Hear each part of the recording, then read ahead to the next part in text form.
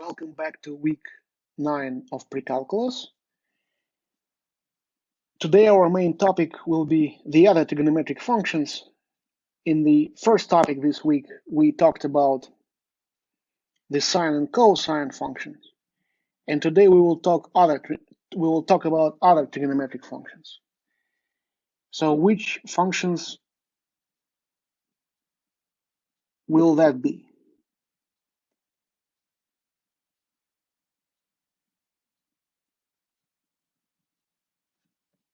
There will be 4 functions: secant, cosecant,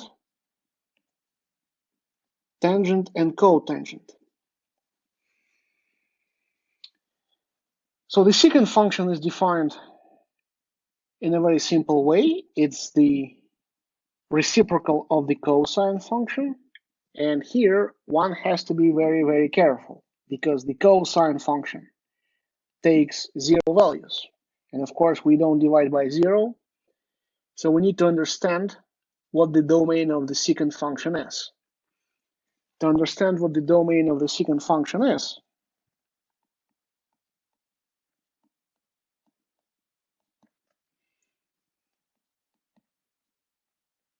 we need to understand where cosine is 0. Because the domain of the secant t is precisely the set of all real numbers, except those where secant is 0. And what is this set? What is the set of real numbers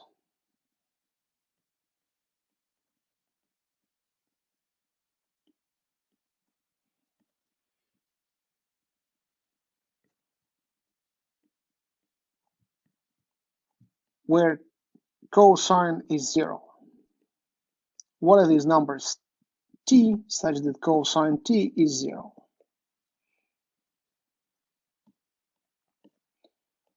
Well, we must turn to the definition of cosine because we don't have anything else. So let us recall the definition of cosine. For that reason, let's draw the unit circle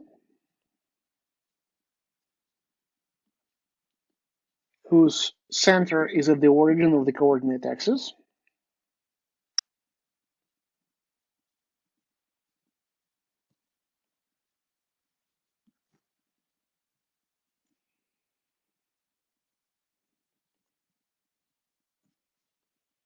And recall that for any angle t or any number t viewed as an angle, cosine t is defined as the x-coordinate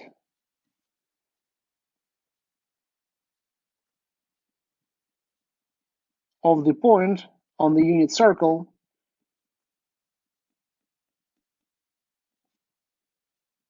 corresponding to angle t.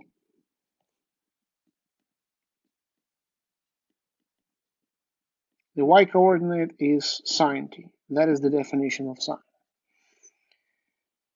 So, because cosine is the x-coordinate, saying that cosine t is 0 is the same as saying that the x-coordinate is 0.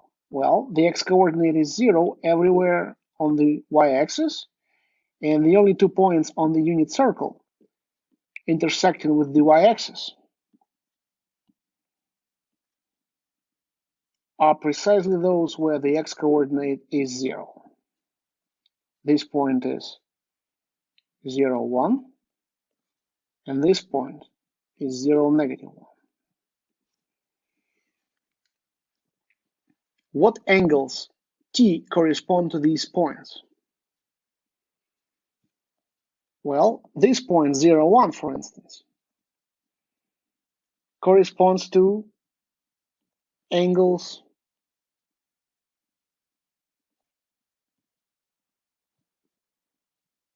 pi over 2, pi over 2 plus 2 pi, which is 5 pi over 2,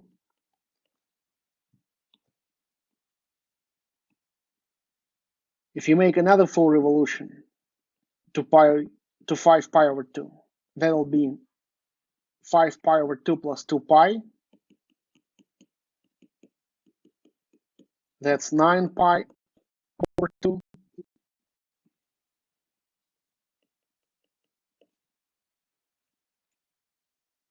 If you make another full revolution in the positive direction, that'll be 13 pi over 2. Yet another revolution in the positive direction, it'll be 17 pi over 2, then 21 pi over 2, and so on. Infinitely many angles. But these are not the only ones, because we could make full revolutions from pi over 2 in the negative direction. If you subtract 2 pi from pi over 2, you'll get negative 3 pi over 2. And an angle negative 3 pi over 2, again, results in the point 0, 1.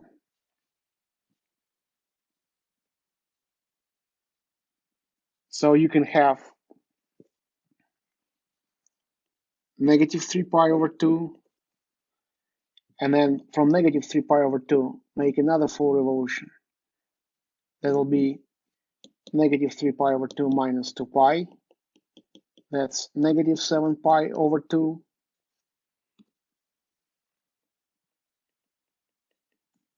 Yet another full revolution in the negative direction. It will be negative 11 pi over 2. One more revolution in the negative direction. It will be negative 15 pi over 2, and so on. Infinitely many angles. Interestingly, there is a way to write all of these numbers, infinitely many numbers here, in one formula, in a very concise way.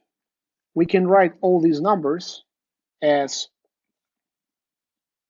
pi over 2 plus an integer multiple of a full revolution. You first move to pi over 2, and then from this point, you make any integer number of full revolutions in either direction. So I could write pi over 2 plus 2 pi k, where k is an integer. So what I'm saying is this, is that the set pi over 2 plus 2 pi k, vertical bar, remember in set builder notation that means such that k is an integer. That set will include all these points. In fact, that set is the set of all these points here. Pi over 2, and then negative 3 pi over 2, 5 pi over 2, and then negative 7 pi over 2, 9 pi over 2, and then negative 11 pi over 2, 13 pi over 2, and then negative 15 pi over 2, 21 pi over 17 pi over 2, and then negative 19 pi over 2, and so on. So this infinite set of numbers can very concisely be written as pi over 2 plus 2 pi k. In other words, pi over 2 plus integer multiple, k is an integer, and 2 pi is a full revolution. So integer multiple of a full revolution in either direction, positive or negative. If k is positive, you move in the positive direction. If k is negative, you move in the negative direction. If k is 0, you get the number pi over 2 itself.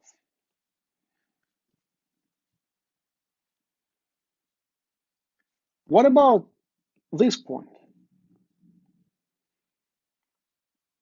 How do we describe this point? Well,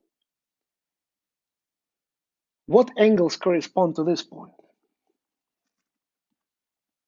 I can have an angle 3 pi over 2, for sure, that will bring me to this point.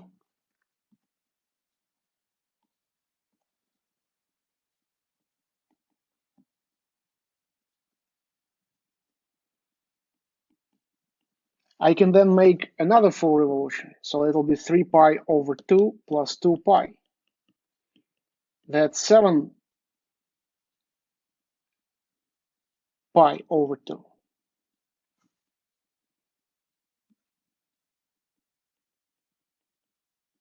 If I make another revolution, that'll be 7 pi over 2 plus 2 pi. That'll be 11 pi over 2.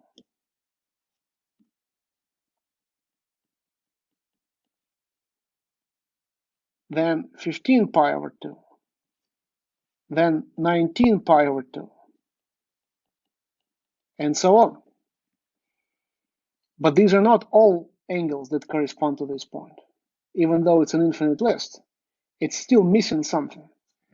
What this list is missing is negative angles that result in the point 0, -1. These are, for instance, negative pi over 2. Remember, the negative direction corresponds to clockwise rotation. If I move from this point by negative pi over 2, that will bring me to this point.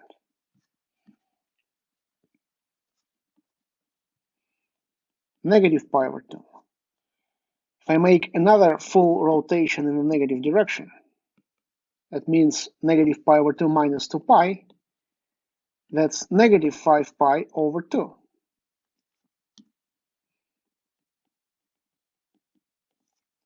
Then we get negative 9 pi over 2. Then we get negative 13 pi over 2. Then we get negative 17 pi over 2, and so on. Just like here, there is a nice way to write these numbers, infinitely many numbers, concisely. I can take, say, negative pi over 2 and add or subtract from negative pi over 2 any integer multiple of full revolutions, positive direction or negative direction. So I can write that all these numbers are of the form negative pi over 2 plus 2 pi times an integer. Let's use another letter. Let's use letter L this time. L is in Z. So what I'm saying here is that as a set,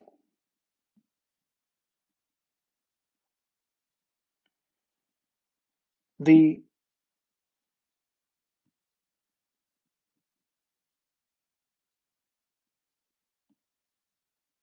set negative pi over 2 plus 2 pi L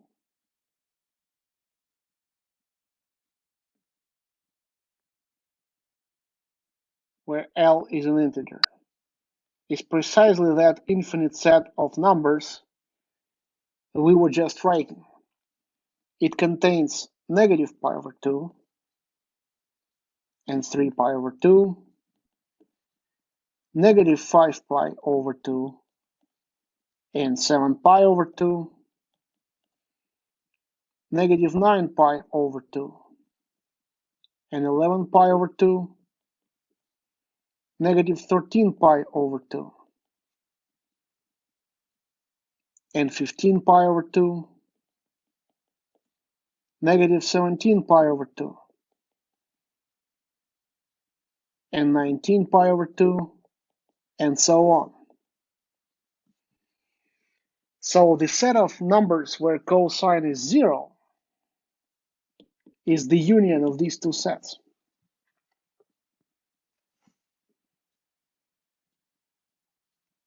Let me create a new page. The set of numbers where cosine is 0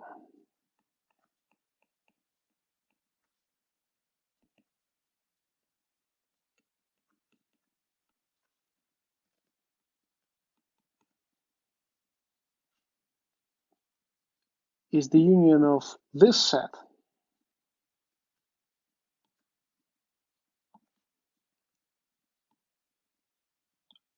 of numbers of the form pi over 2 plus an integer multiple of 2 pi. And the set of numbers of the following form. Negative pi over 2 plus an integer multiple of 2 pi.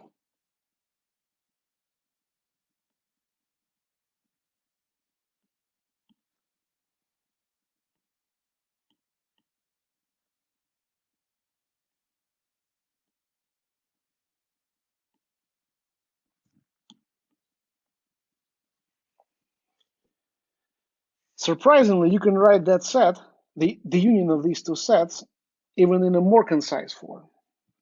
If you look back at this picture again, so these 2 points and the corresponding angles can be concisely written as pi over 2 or negative pi over 2, but let's say pi over 2 plus an integer multiple of half revolutions, because every full revolution is twice a half revolution, and 2 is, of course, an integer.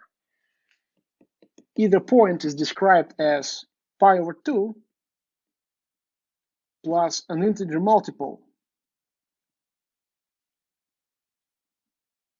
of half revolution. So the union of these two sets can be written as pi over 2 or negative pi over 2, that doesn't matter, plus not 2 pi times an integer. Let's use a different letter, say n.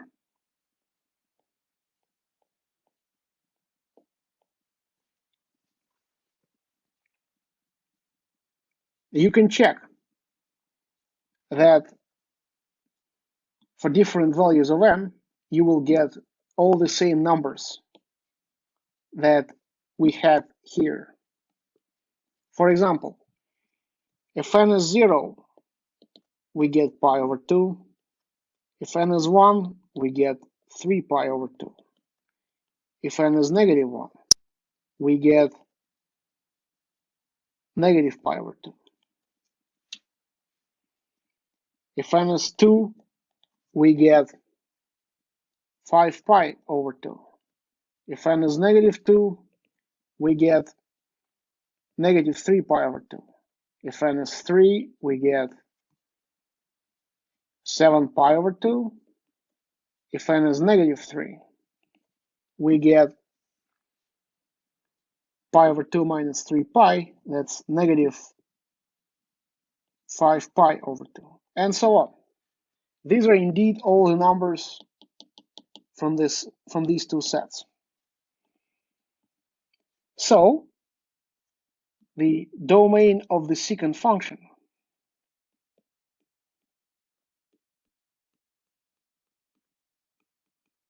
is the set of all real numbers where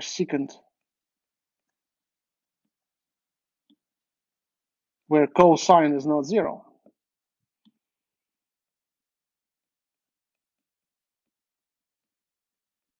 Simply is all the set of real numbers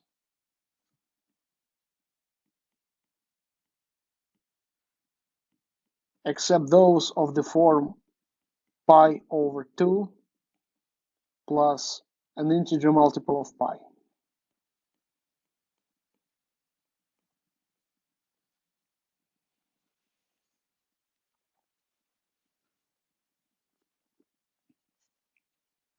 Otherwise, the definition of secant is very simple. It's 1 over cosine t. Let's do the same work for the function cosecant. Cosecant is defined as 1 over sine t.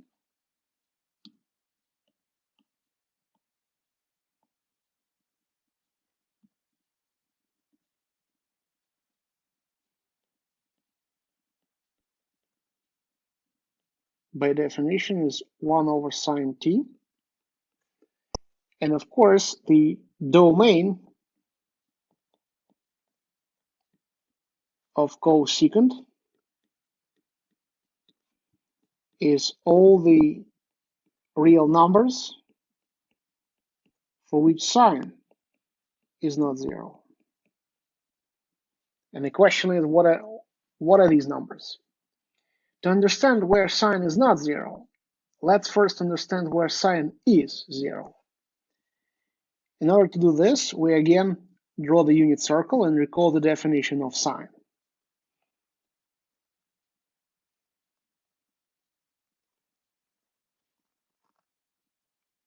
The origin of the unit circle is, of course, the center of the unit circle is at the origin.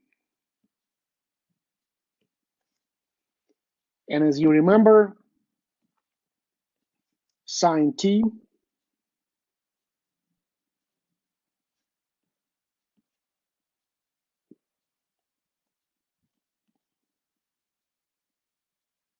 is defined as the y-coordinate of the point on the unit circle, which corresponds to t viewed as an angle. So the question is now, again, where is sine zero? Sine being one coordinate is zero on the x-axis, because every point on the x-axis has y-coordinate 0, and there are no other points whose y-coordinates are 0, except those on the x-axis. So we are interested in these 2 points. 1, 0 and negative 1, 0.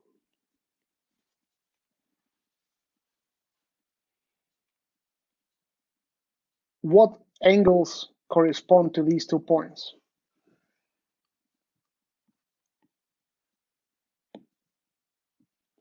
Well, for this point 1, 0, we can have many angles, infinitely many of them. And let's understand the pattern. 0 is, of course, one such angle. But then all angles coterminal with 0. 2 pi or negative 2 pi. 4 pi or negative 4 pi. 8 pi, or rather 6 pi, or negative 6 pi. 8 pi, and then negative 8 pi. 10 pi, and then negative 10 pi, and so on. All of them could be written concisely as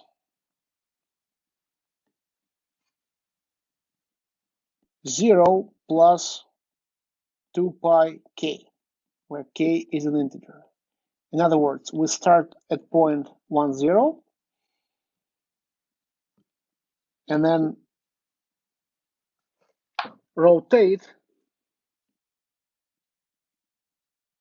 in either direction, positive or negative, by an integer multiple of a full revolution, 2 pi k.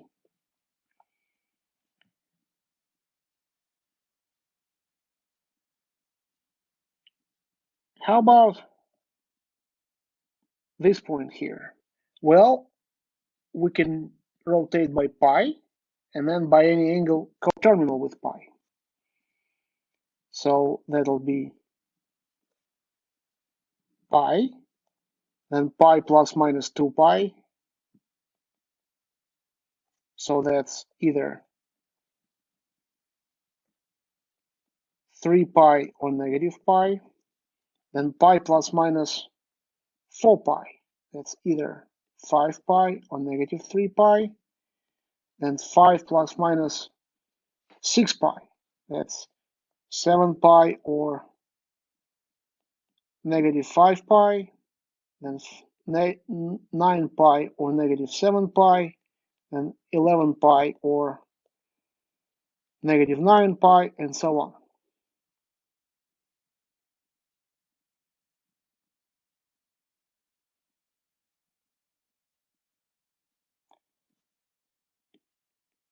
How do we write all these numbers concisely? Well, we can start with pi, and then any number of full revolutions. So we can write 2 pi m, where m is an integer. Note that, of course, this set and this set are disjoint. No number from this list is in this list, and no number on this list is on this list.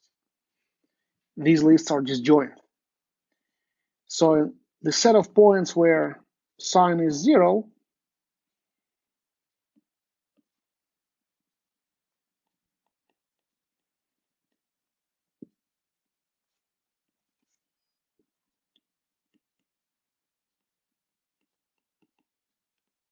is therefore the union of these two sets. The set of numbers 2 pi k, where k is an integer, and the set of numbers pi plus 2 pi m, where m is an integer. By the way, let's make here a small algebraic transformation and write pi plus 2 pi m as, if you factor out pi here, you'll get 2m plus 1. So this is 2m plus 1 times pi.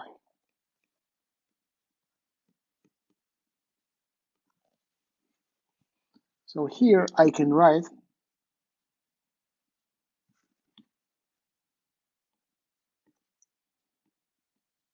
two m plus 1 pi, where m is an integer. And for some reason here I want to write 2k pi, not 2 pi k. This is of course the same, 2k pi. So what do we have in plain words? View pi as half rotation. We have pi here, we have pi here. What's 2k as k runs over all integers? As k runs over all integers, 2k runs over all even integers.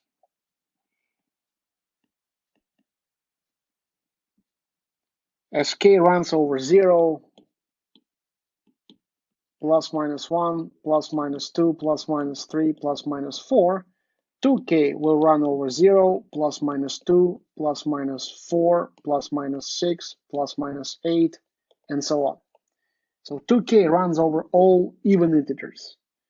So we can say that 2k pi, as k runs over all integers, runs over all even multiples of pi.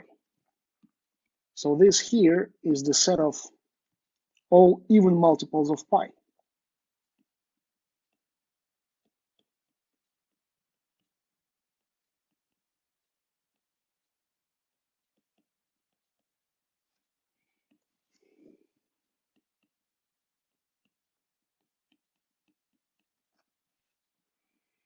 How about the set, the number 2m plus 1? 2m plus 1 is always odd. Moreover, as m runs over all integers, 2m plus 1 will run over all odd integers. K is 0, plus minus 1, plus minus 2, plus minus 3, plus minus 4, and so on. What's m? What's 2m plus 1? If m is 0, we get 1. If m is 1, we get 3. If m is negative 1, we get negative 1. If m is 2, we get 5. If m is negative 2, we get negative 3. If m is 3, we'll get 7. If m is negative 3, we get negative 5, and so on. We will run over all odd integers. So this here simply is the set of all odd multiples of pi.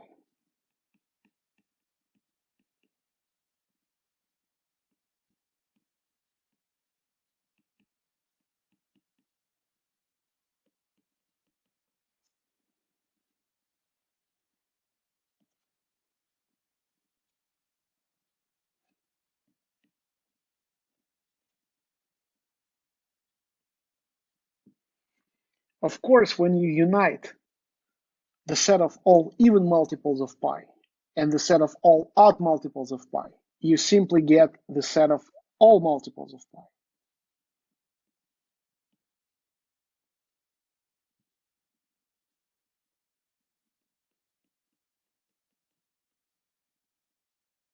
Integer, of course, multiples.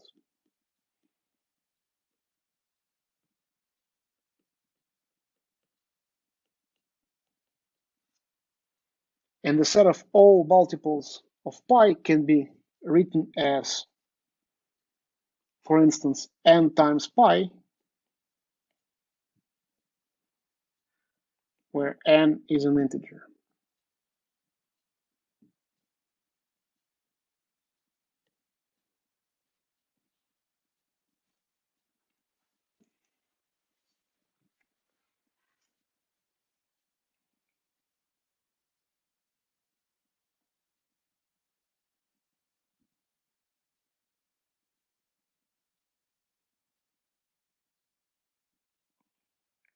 So we have explained that the set of all those numbers t where sign is 0 can be very concisely written as pi times n, where n is an integer.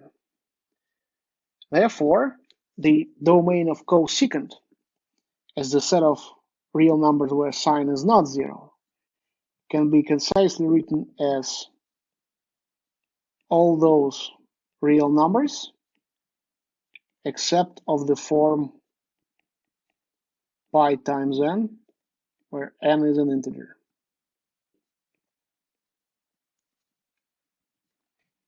And again, cosecant is 1 over sine.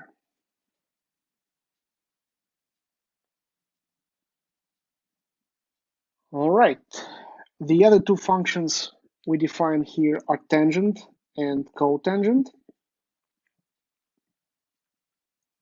Tangent is sine over cosine, and its domain is the same as that of secant, namely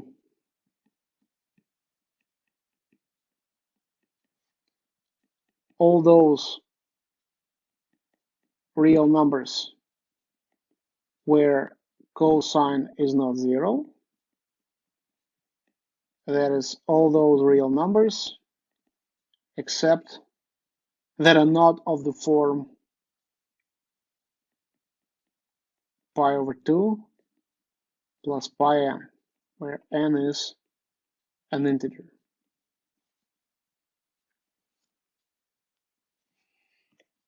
Cotangent is the reciprocal of tangent. That's cosine over sine. Domain of cotangent is the set of all those real numbers for which sine is not 0, because sine is in the denominator. And as we know, these are all real numbers that are not of the form pi n, where n is an integer.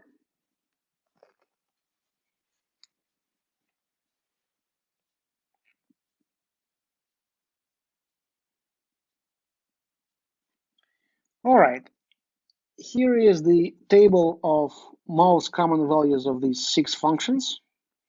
I don't recommend memorizing it. Well, except maybe for the first 2 rows.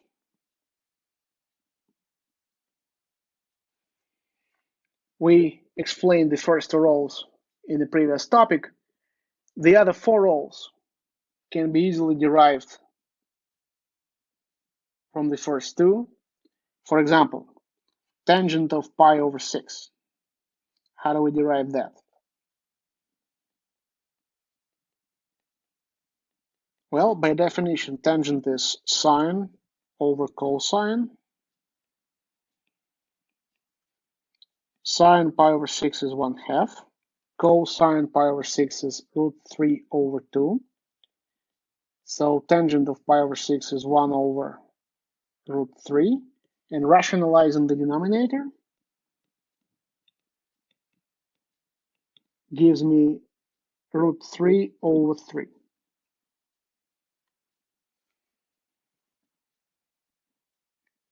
Likewise, let's derive this one, cosecant of pi over 3.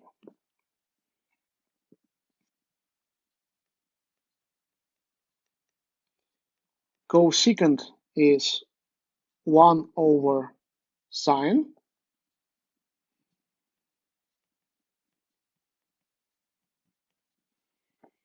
and sine of pi over 3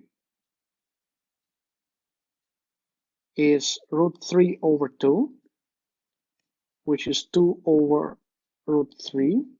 1 over root 3 over 2 is 2 over root 3. Rationalizing,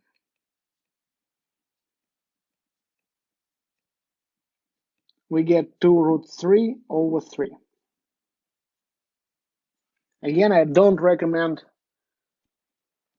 memorizing this entire table.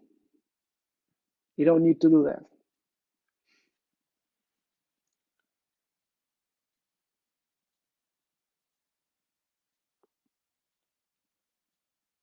Note again that tangent and secant are not defined for pi over 2. That is because tangent is sine over cosine, and secant is 1 over cosine. Yes, 1 over cosine.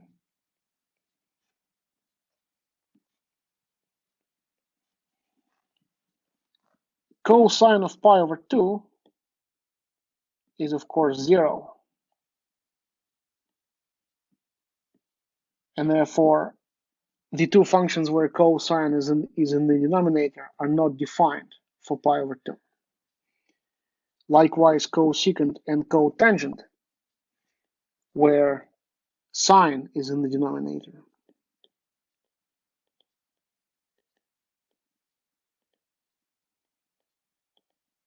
are not defined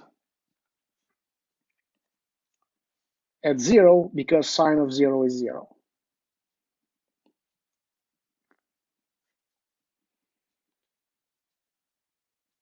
All right, let's solve a more involved example. Find all 6 trigonometric functions, meaning sine, cosine, secant, cosecant, tangent, and cotangent, of negative 5 pi over 6. Let me add a page.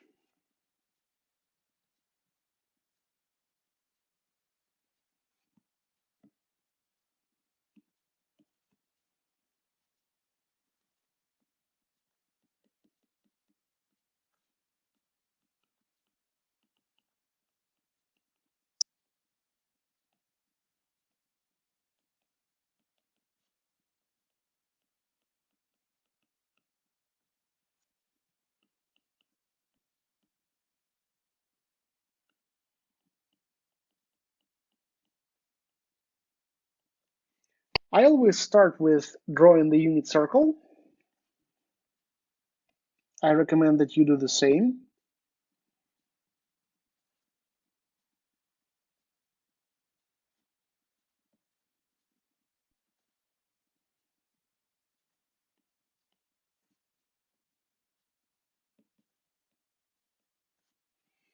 Now, where in the unit circle is the angle negative 5 pi over 6?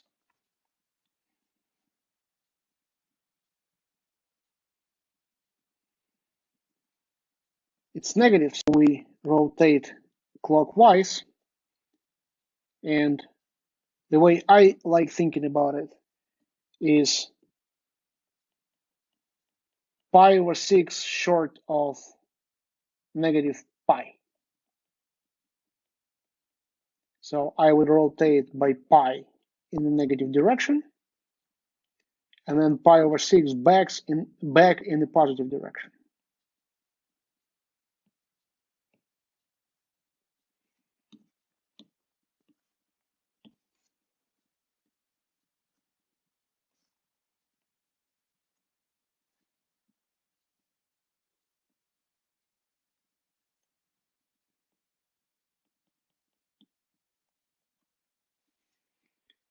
We see immediately that The reference angle is pi over 6, because this here is the reference angle. Again, remember that the reference angle is the smallest positive acute angle between the x-axis and the terminal side of our given angle. This angle is, of course, pi over 6 too. So let me draw it more precisely.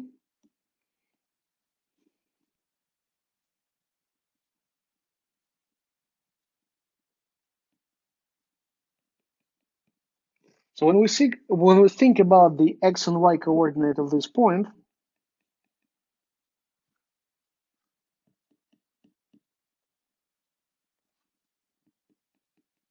we relate them to the x and y coordinates of this point.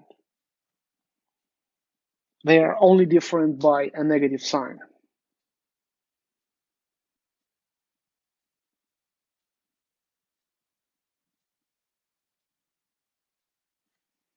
So we say that cosine of negative 5 pi over 6 is negative cosine of pi over 6, and sine of negative 5 pi over 6 is negative sine of pi over 6. Both numbers should come out negative. Well, sine of pi over 6, if you remember, is 1/2, so we get negative 1/2. And cosine of pi over 6 is root 3 over 2, so we get negative that. So 2 out of the 4 functions we have computed. To compute the other 4, we can use their definitions.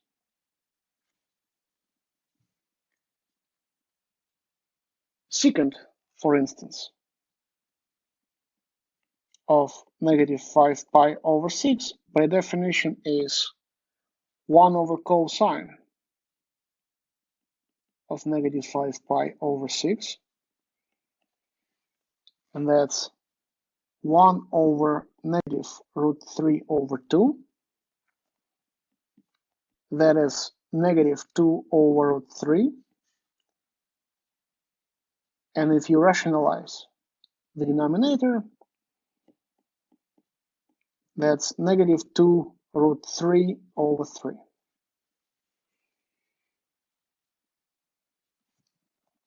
Cosecant is by definition 1 over sine.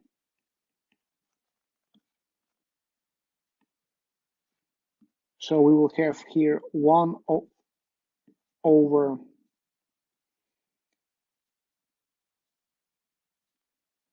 sine of negative 5 pi over 6.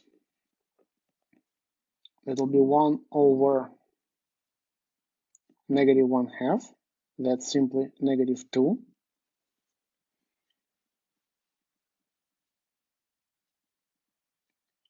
Tangent is sine over cosine, so tangent of negative 5 pi over 6 is sine negative 5 pi over 6 over cosine of negative 5 pi over 6. So that's negative 1/2 over negative root 3 over 2. Note, by the way, the tangent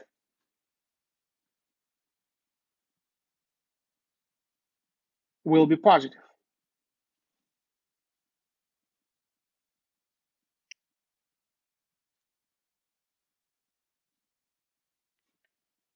So that'll be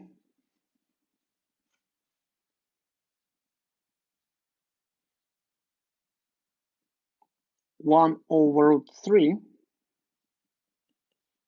which is, when rationalizing the denominator, root 3 over 3. Then finally, cotangent is cosine over sine, but I can also write that cotangent is 1 over tangent in case when tangent is not 0, which is precisely our situation. 1 over tangent, negative 5 pi over 6. That will be 3 over root 3. That is root 3.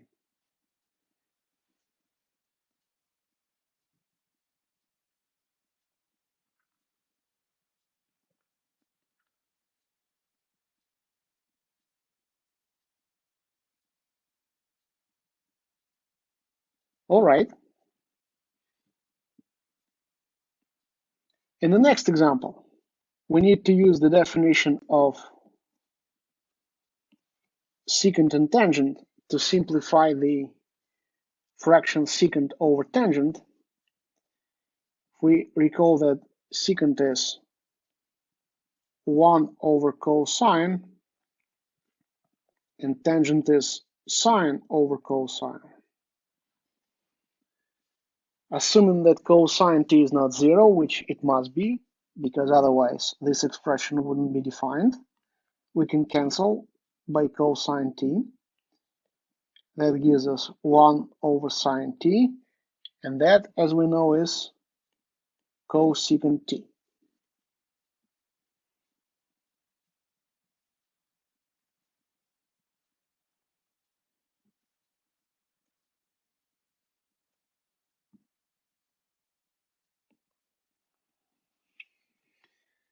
The next thing I want to say a few words about is another pair of identities relating tangent and secant and cotangent and cosecant. Both are derived immediately from the basic trigonometric identity that sine squared plus cosine squared is 1. Because if we take this identity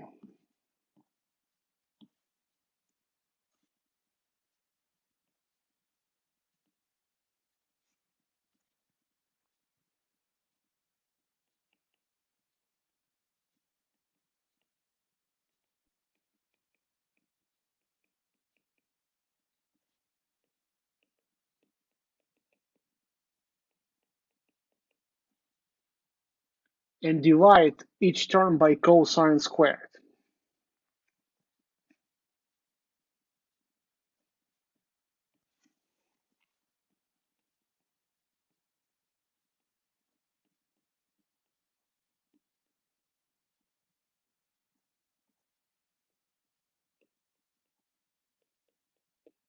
assuming, of course, it's not 0, what is going to happen? So with this term, we'll get sine squared over cosine squared.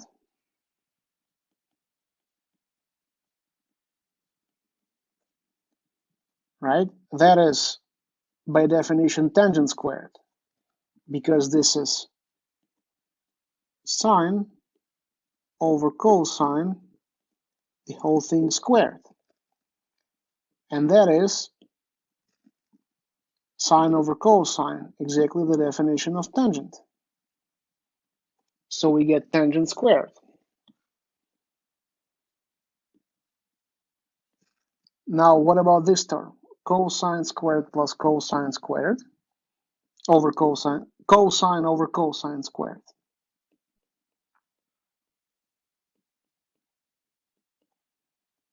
equals 1 over cosine squared, which is again 1 over cosine, the whole thing squared, and 1 over cosine is secant. So there's secant squared. That is, of course, 1. So we get that tangent squared plus 1 equals secant squared.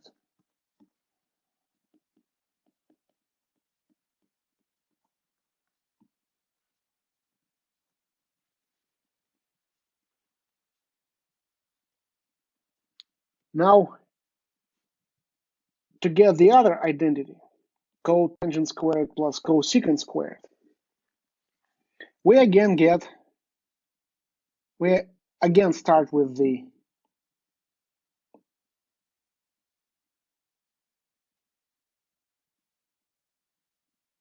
basic identity, sine squared t plus cosine squared t equals 1. Divide through by sine squared t, assuming it's not 0.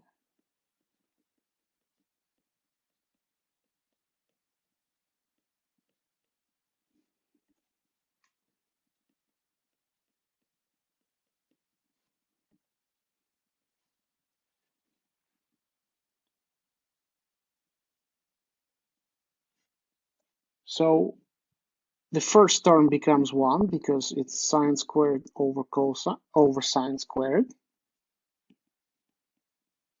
The second term is cosine squared over sine squared.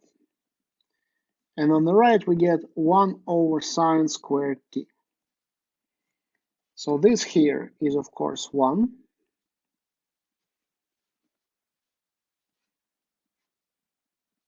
So I can write 1. This term I can write as square of the fraction, cosine t over sine t. That's exactly cotangent t. And on the right, I can also write this as the square of the fraction 1 over sine t. And that's exactly cosecant.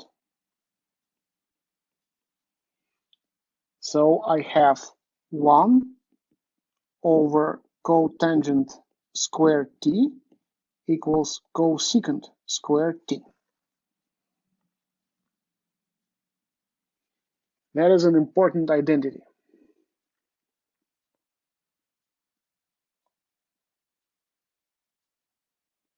So let's solve this problem.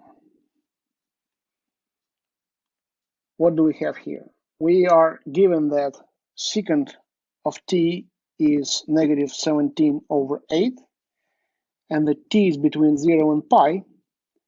We need to find the values of the other trigonometric functions. Again, the fact that t is between 0 and pi will allow us to choose the proper positive or negative sign when we apply the basic identity.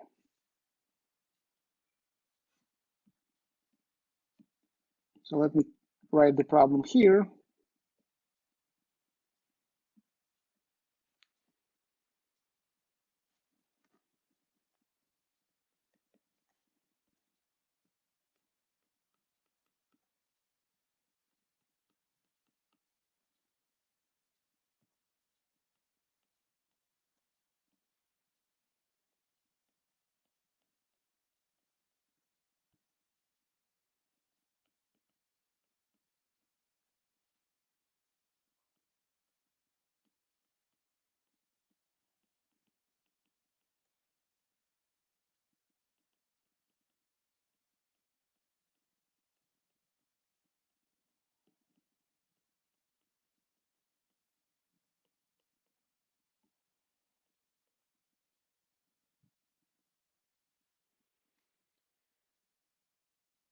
Well, because secant t equals negative 17 over 8, secant being 1 over cosine t,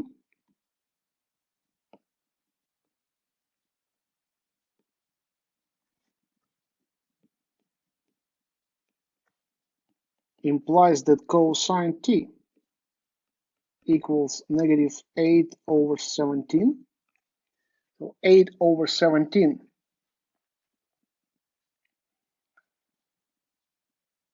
is slightly less than 1/2. Right? 8 over 16 is 1/2. So 8 over 17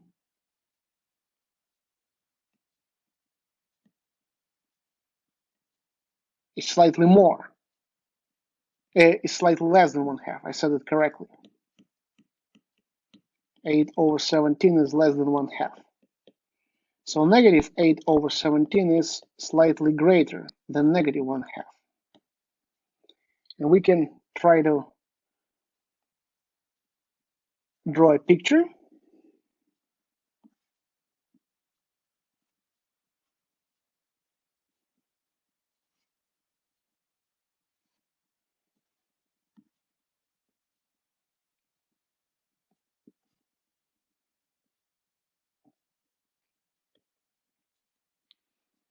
So t is an angle between 0 and pi.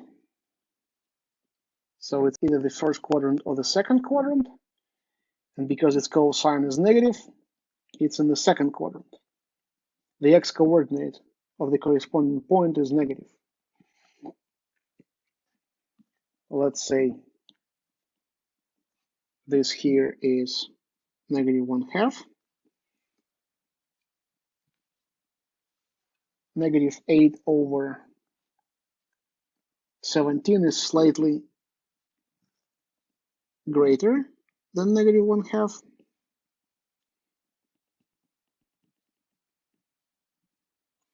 And we have t here as this angle.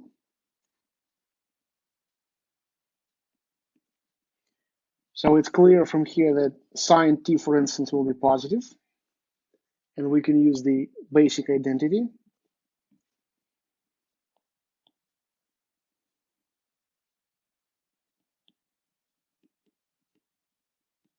Or sometimes called Pythagorean identity.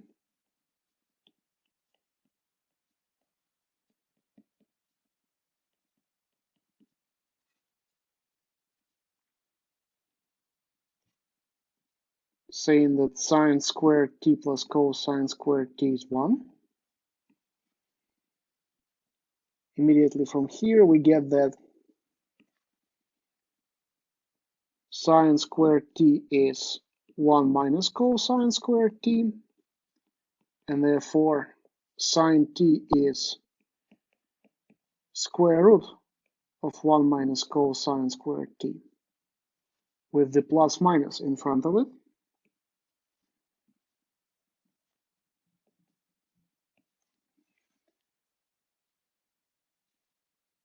And we see that sine t in our situation, because t is in between 0 and pi, so it's the first quadrant or the second quadrant, we know it's the second quadrant. Either way, first or second, sine t is positive.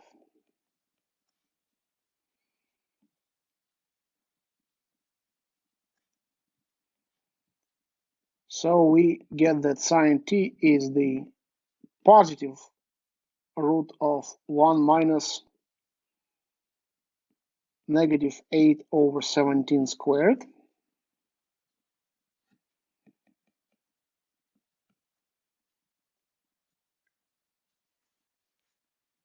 Eight squared is 64. 17 squared is 289. So that's 289 minus 64 over 289.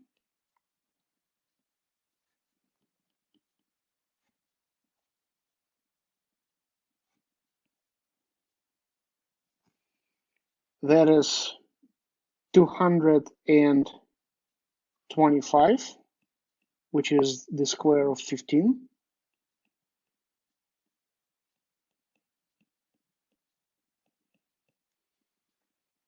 So that is the value of sine t. And now it's really easy to find all other trigonometric functions, because tangent, for instance, is by definition sine over cosine. So that's 15/17 divided by negative 8/17. That's negative 15/8.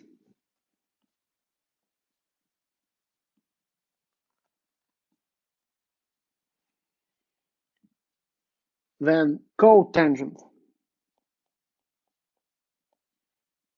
is cosine over sine, or also 1 over tangent. That's negative 8 over 15.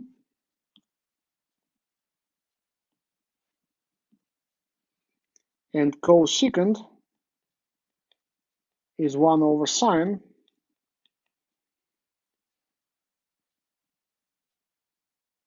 So that's 1 over 15 over 17. That's 17 over 15.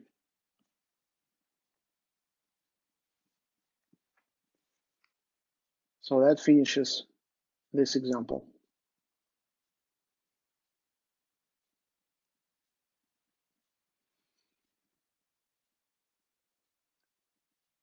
When we talk about trigonometric functions, we need to recall the concepts of even and odd functions, because some of the trigonometric functions will be even and some will be odd, and that will play a major role in further discussions.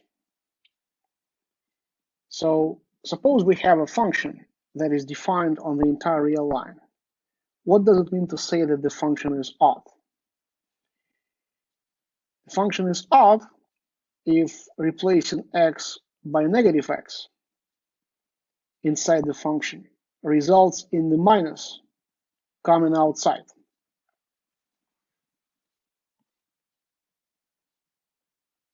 The function is even if replacing x by negative x makes no difference. If you remember from the study of transformations of graphs,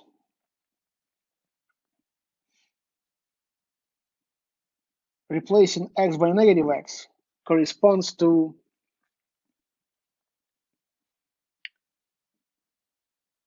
reflecting about the y-axis. And so the definition of odd function, which I can also write as negative f at negative x equals f at x, can now be viewed the following way. Replacing x by negative x, we reflect about the y-axis. Introducing the minus in front of the function, we reflect about the x-axis. By performing these two reflections, we should obtain the same graph as we begin with. So this implies that the graph of our function f is symmetric with respect to these two transformations performed together.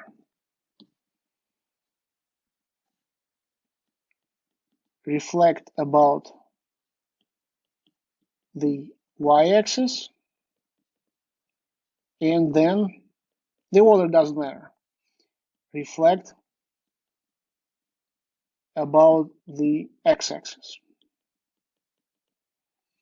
If you think about it, reflecting about the x-axis and then about the y-axis corresponds to simply reflecting about the origin. From the point xy, we get the point negative x comma negative y.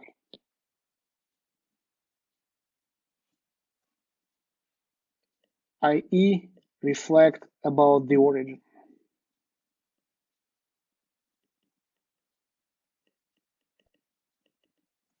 So the definition of the odd function simply says that the graph of the odd function is symmetric about the origin, because when you reflect it about the origin, you get the same graph. The graph doesn't change.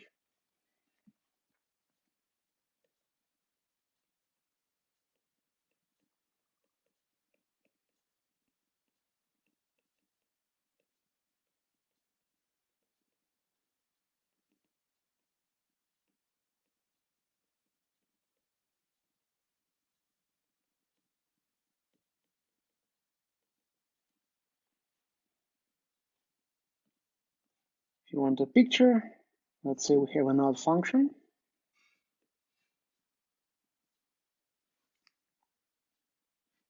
Let's draw coordinate axis.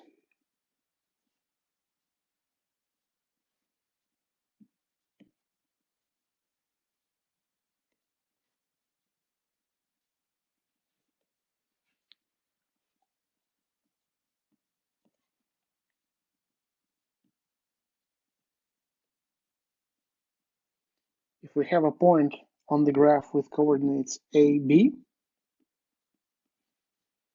it means f at a equals b. Since the function is odd, f at negative a will be negative b. But the point with coordinates negative a, negative b is symmetric to the point AB about the origin. That is because of symmetry. This distance here is absolute value of A. I don't know whether A is positive or negative, so to be safe, I write absolute values. This distance is absolute value of B. But of course, this distance is also absolute value of A, and this distance is also absolute value of B. So negative A, negative B is symmetric to AB about the origin.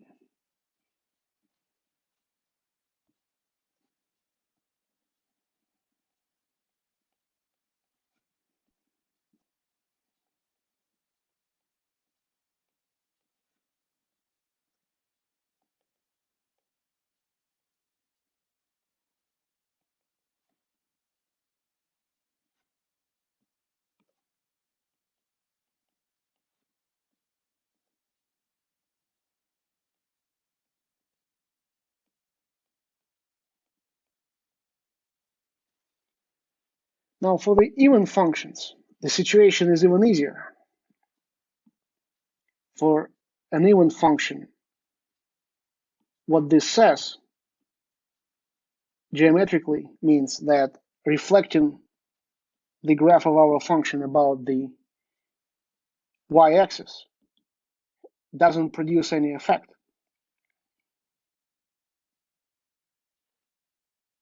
So if we have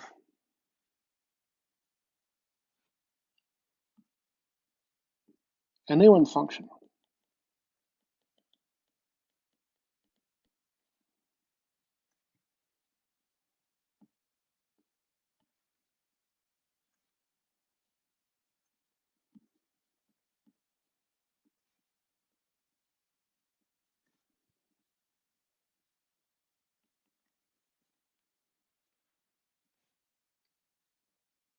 and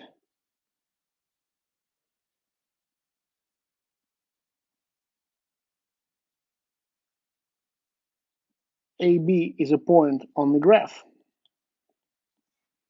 meaning that f at A equals B. Because f is even, f at negative A is also B. But of course, the point with coordinates negative A, B is symmetric to the point AB about the y-axis. That is because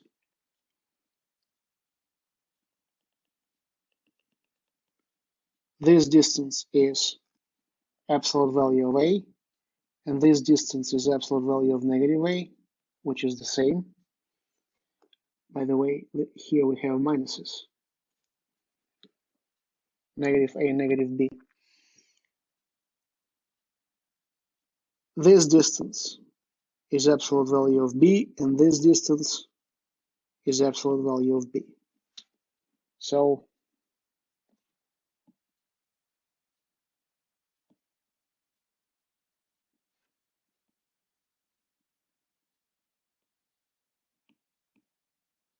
the point negative AB is symmetric to the point AB about the y-axis.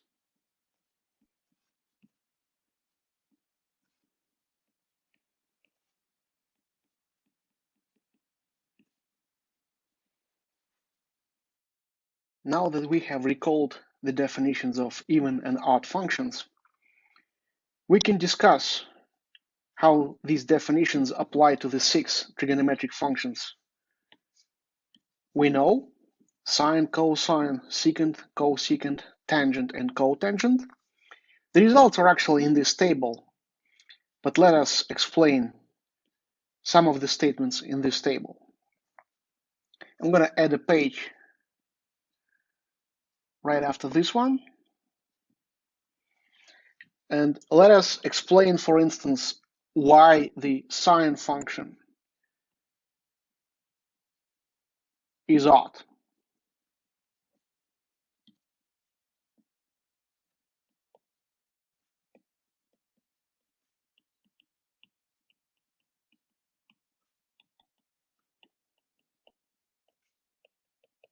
Meaning that sine of negative t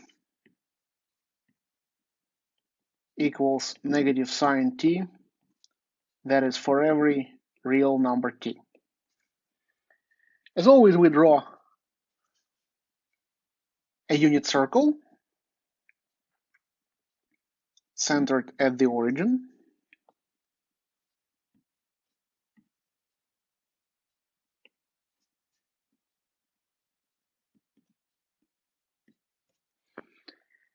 And suppose angle t is in the first quadrant.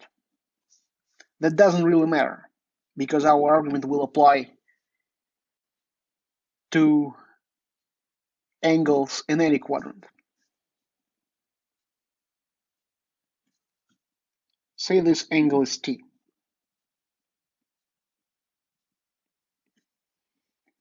Then negative t is this angle.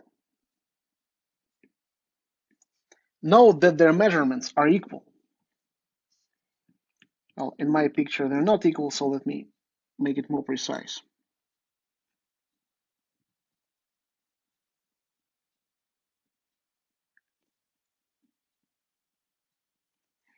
This angle is negative t.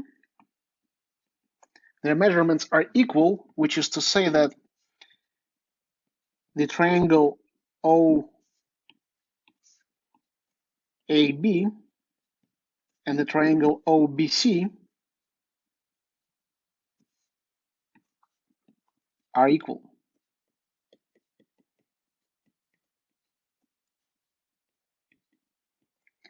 We already had this argument before, but let's repeat it briefly.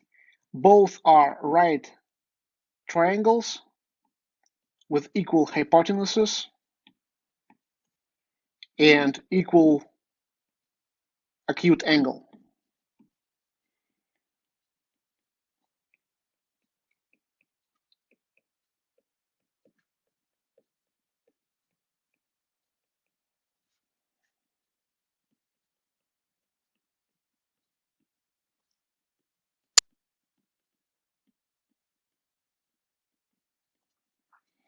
Therefore, the perpendiculars dropped from points A and C onto the x-axis will really come to the same point. In other words,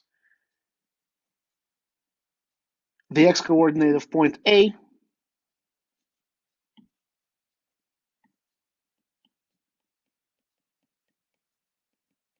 equals the x-coordinate of point C.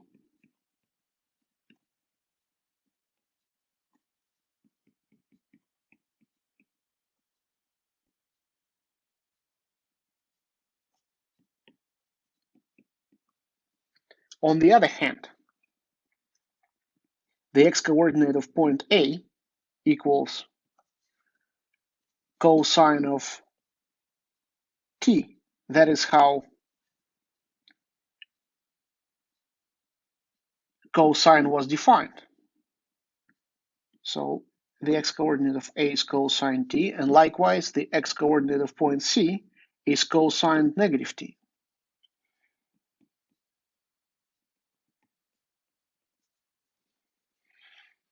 Again, this is how we define the concept of cosine. It's the x-coordinate of the point on the unit circle corresponding to the argument. This, by the way, implies immediately that cosine t equals cosine of negative t. And because of the arbitrary choice of t, that shows that cosine is an even function.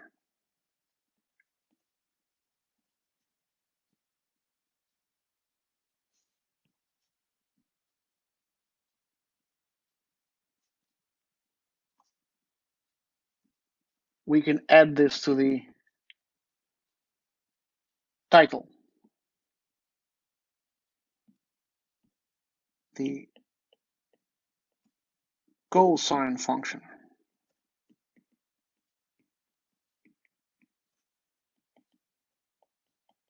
is even, i.e. cosine t, or cosine of negative t, equals cosine t for any real number t.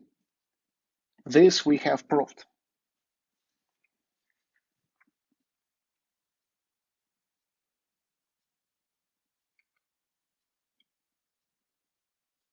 Another thing that follows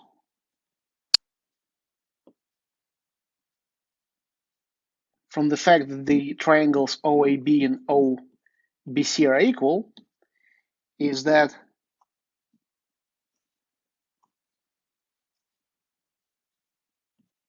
the y-coordinates of the points A and C are only different by a sign.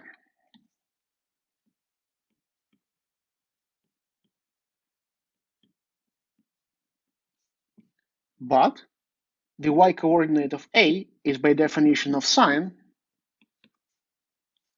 t. And the y-coordinate of point C is by definition of sine of negative t.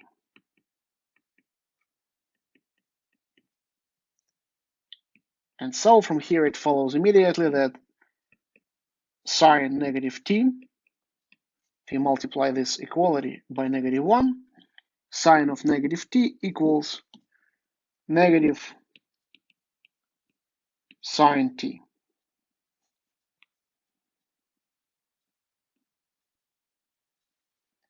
Again, that is by arbitrary choice of t, true for all real t's.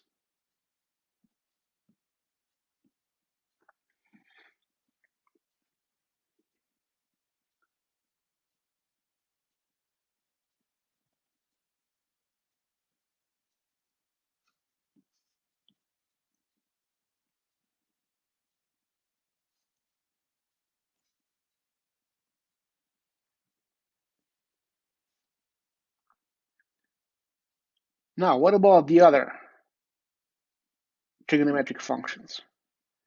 Well, it's easy to see that tangent and cotangent are also odd.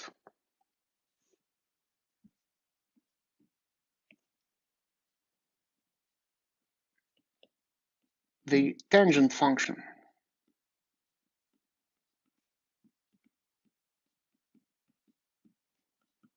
is odd, i.e. tangent of negative t equals negative tangent t. That is for every t in the domain of tangent. And as you remember, the domain of tangent is all real numbers except those of the form pi over 2 plus an integer multiple of pi. And likewise, the cotangent function is odd,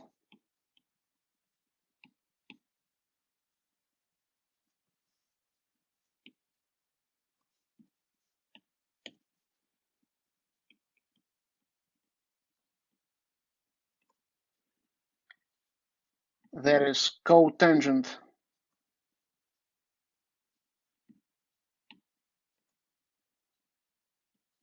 of negative t equals negative cotangent t.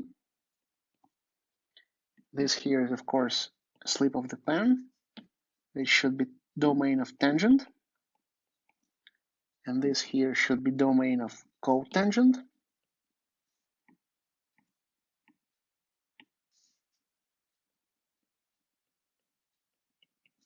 And domain of cotangent is the set of all real numbers except those where sign is 0, i.e. except integer multiples of pi.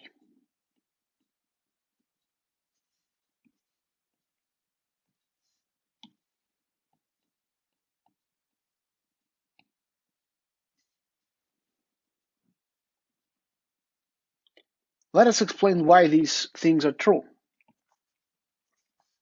Well, they're true because by definition of tangent,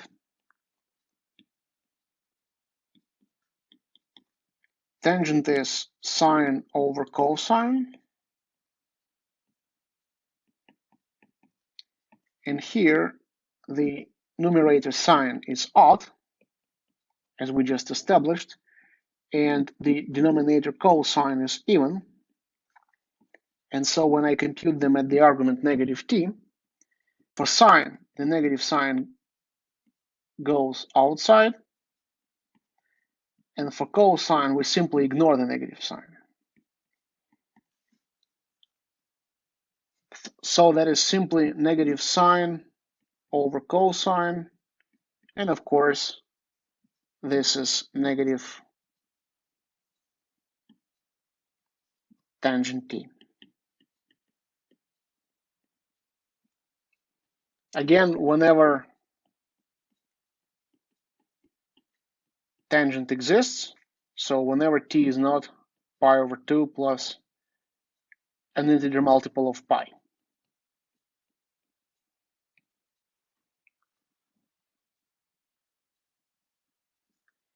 For cotangent, the argument is absolutely the same. Cotangent is by definition cosine over sine.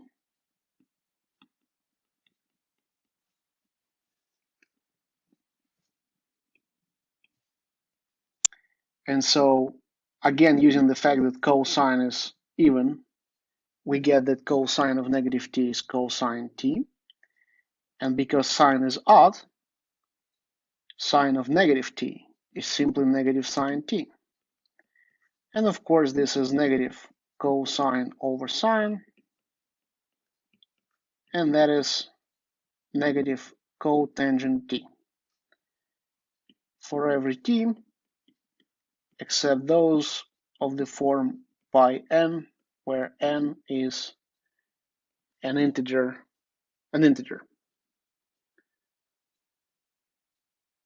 All right, what about the functions secant and cosecant?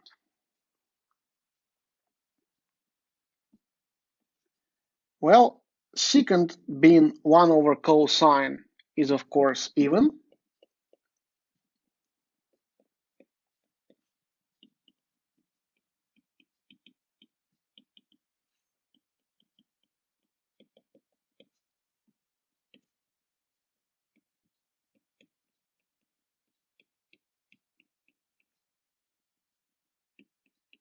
Again, that is for every t in the domain of secant, which is just like for tangent, all real numbers except those of the form pi over 2 plus an integer multiple of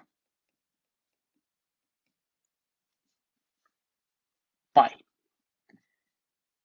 And the cosecant function as the reciprocal of sine, as the reciprocal of an odd function, is odd. That is cosecant of negative t equals negative cosecant t.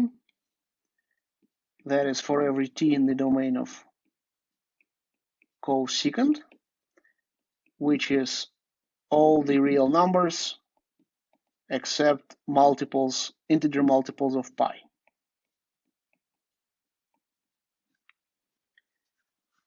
Both things are easy to explain.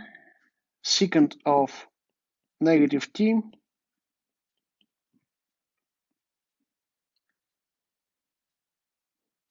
is simply 1 over cosine of negative t. And because cosine is even, we can ignore the negative sign. That's simply 1 over cosine t. And 1 over cosine t is secant.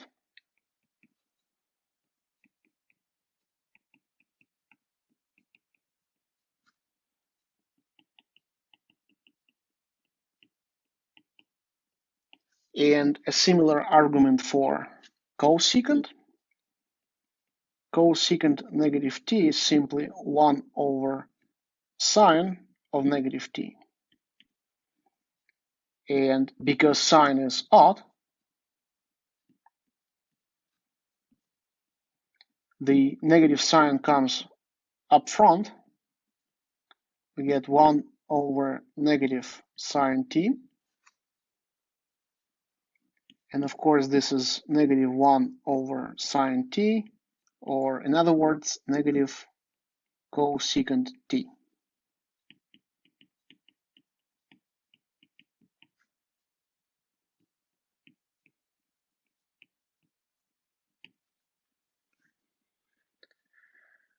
All right, once again, sine is odd, cosine is even, tangent and cotangent are both odd, secant is even, cosecant is odd.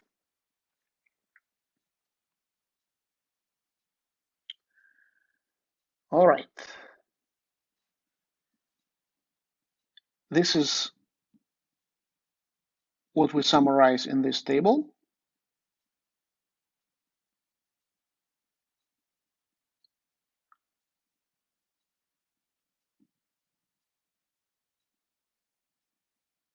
And let's solve an example.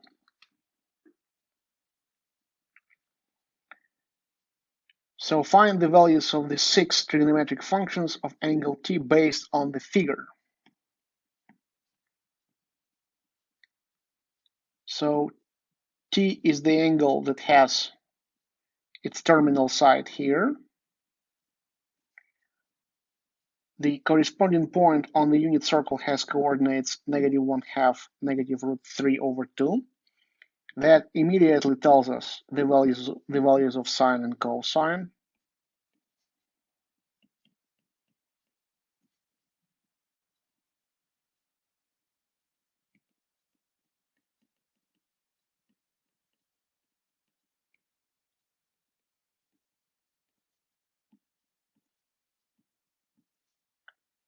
We have sine t, the y coordinate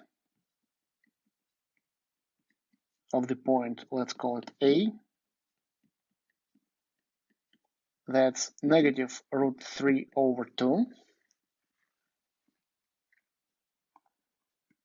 And cosine t is the x coordinate of that point A, which is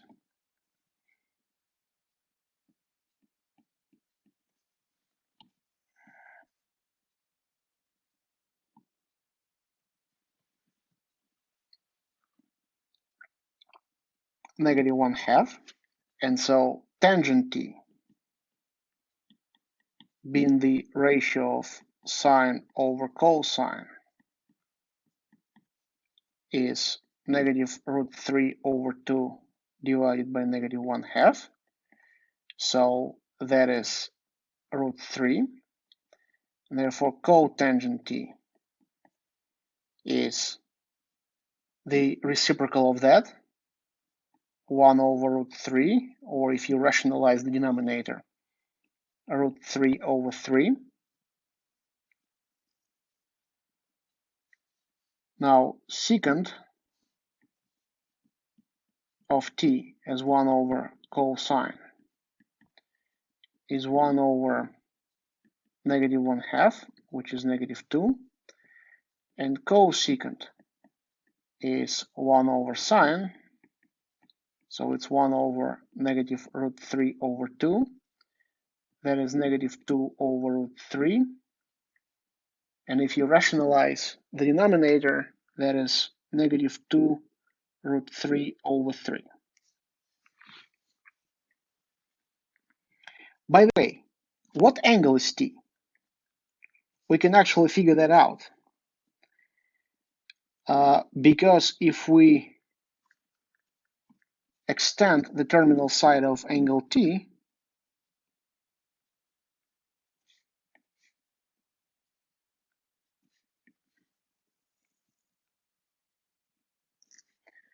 by symmetry, the coordinates of this point, let's call it B, will be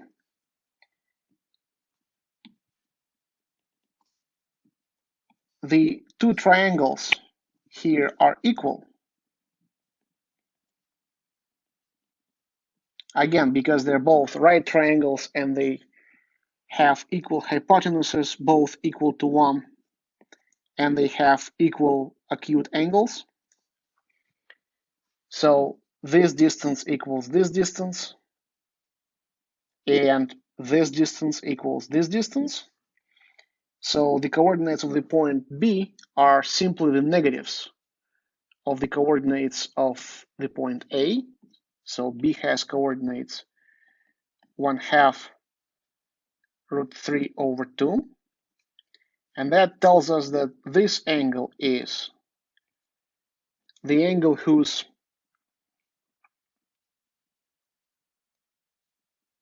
cosine is 1/2 and sine is root 3 over 2. That angle must be pi over 3. The unique angle in the first quadrant whose cosine is 1/2 and sine is root 3 over 2 is pi over 3, and therefore t is pi plus pi over 3. So t is half revolution plus this angle, but this angle is the same as pi over 3.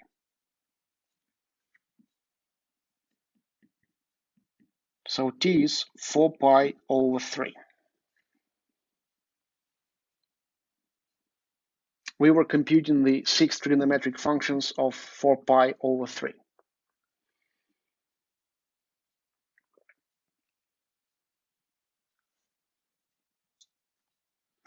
All right.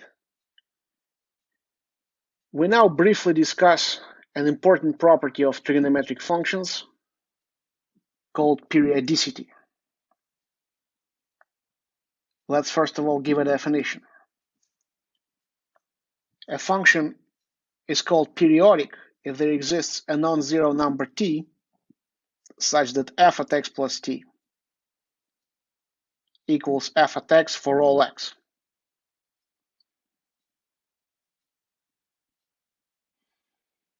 If there exists a least positive number, call it capital P, with this property, this number capital P is called the fundamental period or just period. The easiest function you encounter in this course, the constant function, actually has that property. It's periodic.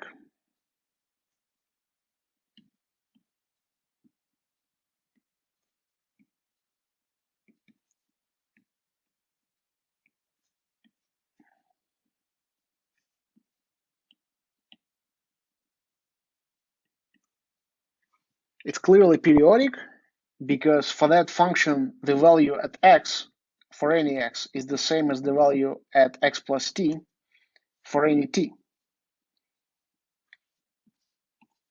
The constant function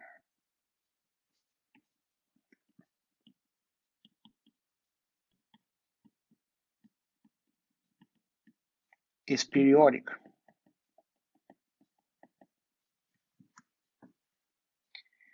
But surprisingly, it has no fundamental period.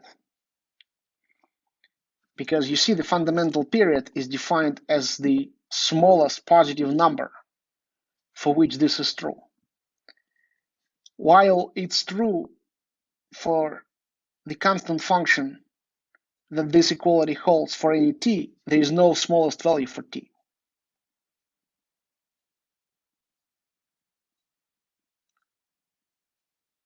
This is true for any t for the constant function. If f at x is a constant function,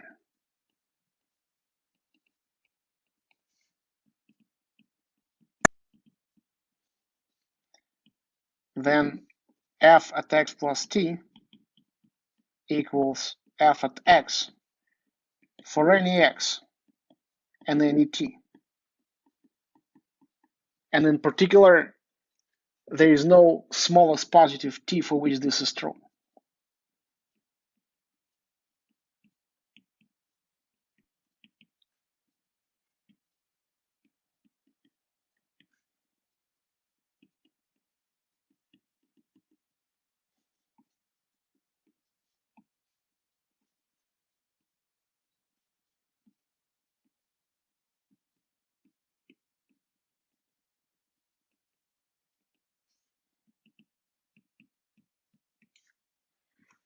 Hence, the constant function is periodic but has no period.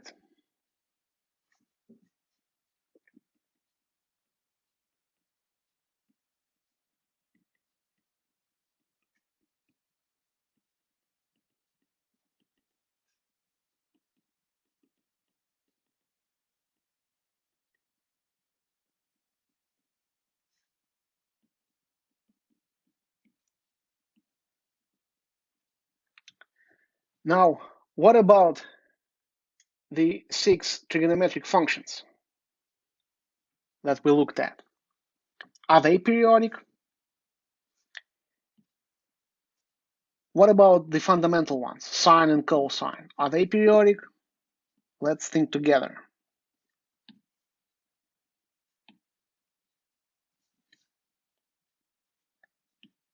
To understand whether sine and cosine are periodic or not,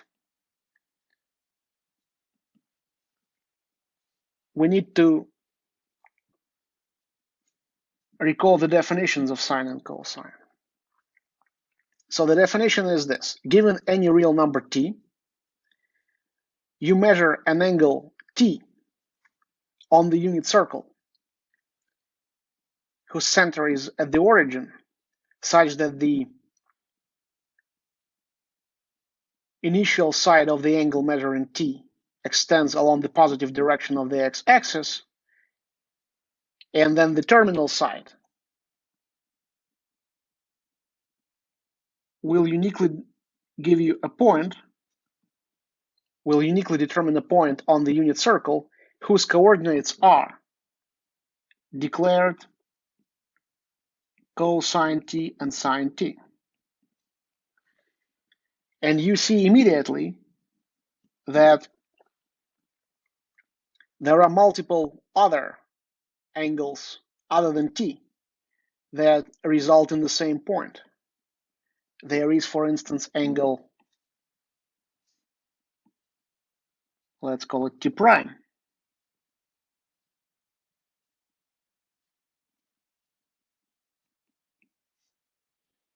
which will result in the same point. And so that point will have the same coordinates. On the other hand,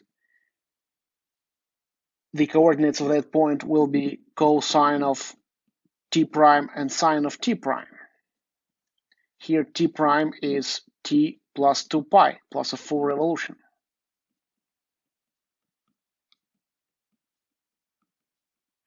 So if you think about it, any angle coterminal with t results in the same point along the unit circle, and therefore will result in the same value of cosine and sine.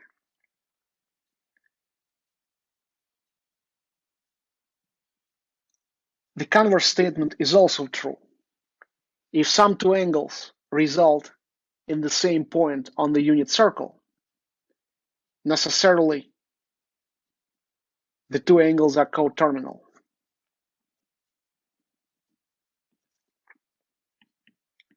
Two angles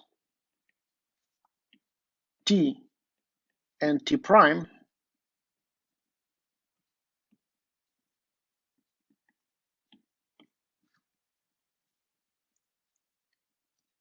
determine the same point on the unit circle.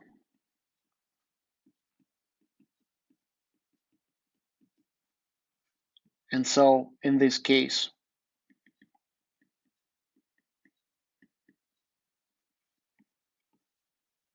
cosine T equals cosine T prime, and sine T equals sine T prime if and only if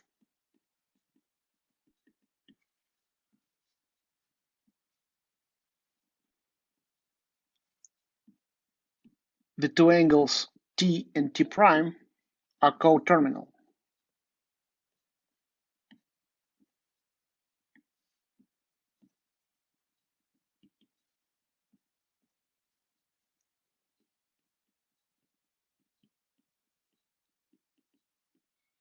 As we know, being coterminal is logically equivalent to the difference between T and T prime being a multiple of 2 pi,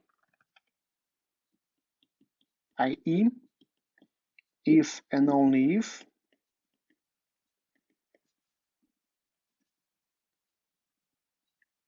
T prime minus T is 2 pi times K, where K is an integer. So from here, T prime equals T plus 2 pi K. It follows from this argument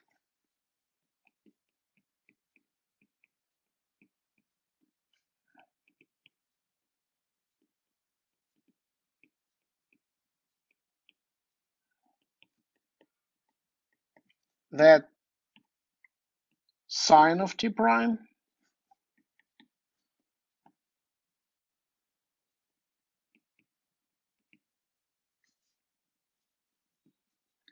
and cosine of T prime, because T prime is T plus 2 pi K,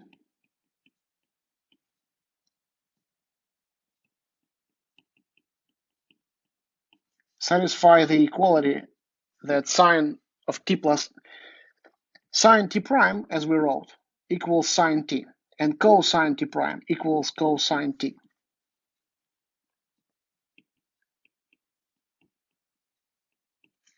I now would like to point your attention to the last two equalities. We can now forget about T prime,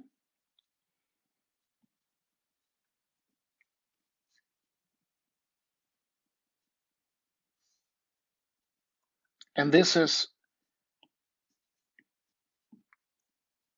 for any K an integer.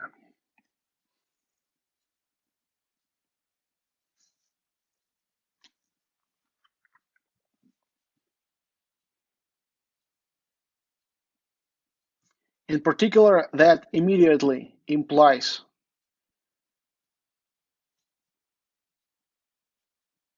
that sine and cosine are periodic, and of course this is for every T, a real number. T was arbitrary. So that immediately implies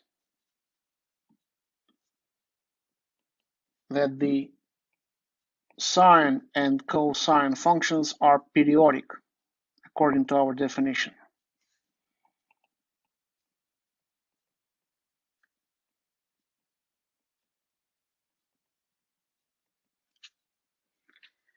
And unlike the constant function up here, sine and cosine function actually have a period. There is the smallest positive value of t, making this true for every x. And of course, that smallest value is when k is 1. When k is 0, you get simply that sine t equals sine t. That's not very interesting. The smallest positive value of the expression 2 pi k when k runs over integers is 2 pi.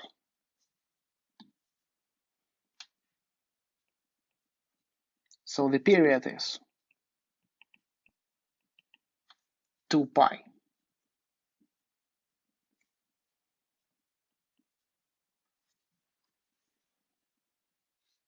Sine and cosine are 2 pi periodic functions. That is very important.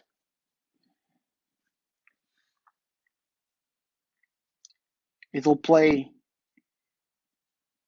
an important role when we get to drawing the graphs of sine and cosine. It will be enough to draw the graphs of sine and cosine on an interval of length 2 pi, and then you can practically copy-paste your picture in either direction and get the entire graph. We will not get into this full analysis for tangent and cotangent. I will just mention that the tangent and cotangent functions are pi periodic.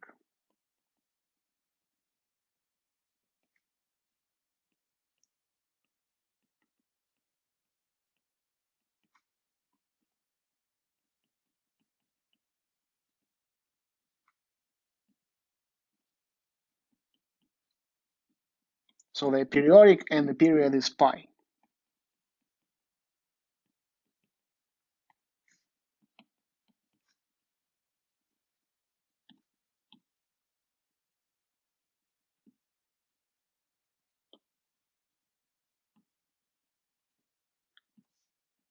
So that is to say that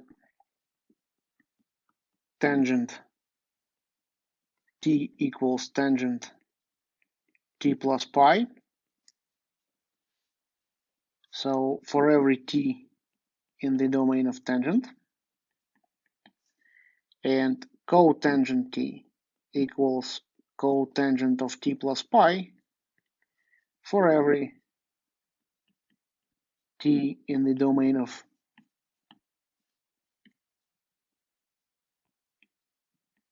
cotangent.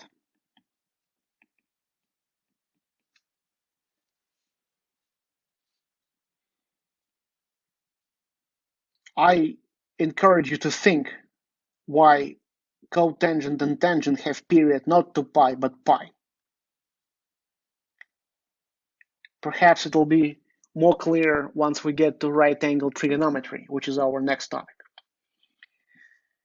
As to the other two trigonometric functions, secant and cosecant, because of their definition as reciprocals of respectively cosine and sine, they're also 2 pi periodic.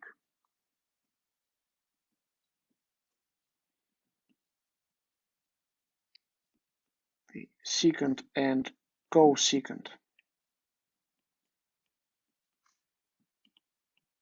functions are 2 pi periodic.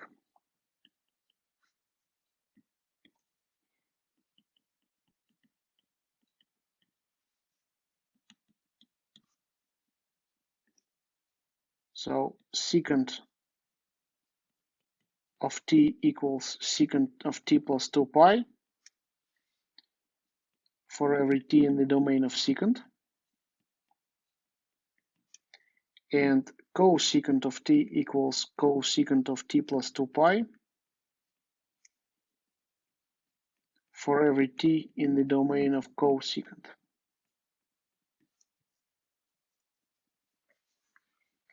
Again, the primary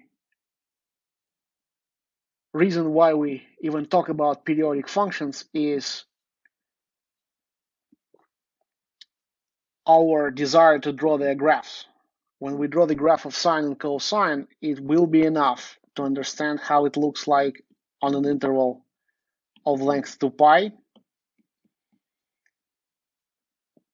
because once you understand that, you can simply copy paste this picture into either direction, and again copy paste, and again copy paste, and so on. You only need to understand how it looks like on any interval of length 2 pi.